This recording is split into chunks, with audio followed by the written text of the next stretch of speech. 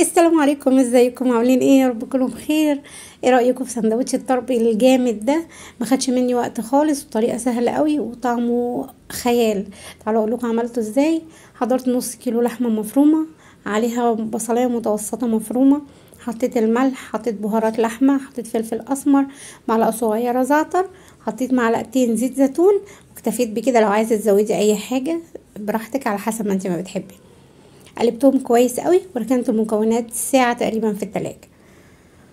لكل اللي سألني عن المنديل ده الجزار بتقول انا عايزة منديل الطرب بيديهولك جاهز زي ما هو كده. انا بس قطعته على حسب الاحجام اللي انا هعملها. حضرت كفتة صبعتها كأني هعمل كفتة مشوية وحطيتها على المنديل ولفيتها زي ما انتوا شايفين. سهلة قوي، بسيطة قوي. قطعتها بالسكينة علشان انا هحطها في اعواد خشبية، عشان خاطر انا هحطها على الجريل.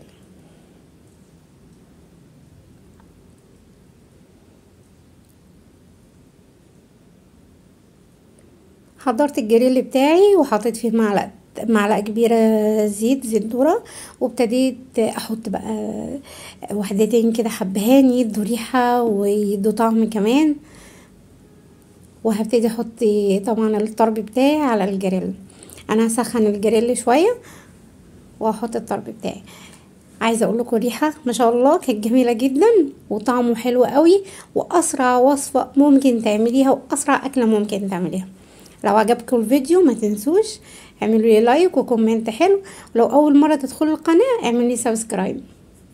هنا اديته الصدمه في الوش الاول، بعد كده هقلبه الناحيه التانية واغطي عليه كده ثواني. مفيش، هو بيستوي بسرعه جدا.